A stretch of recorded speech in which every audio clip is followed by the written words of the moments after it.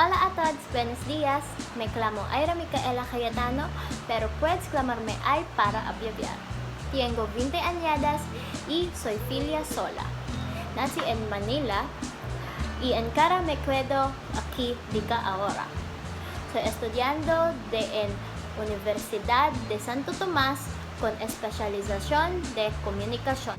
En este momento, con la cuarentena, no tengo brinca que hacer, pero para mantenerme ocupada y maquillaje por diversión, veo Netflix y o drama coreano y fue ejercicio. Y saya tal, muchas gracias por escucharme.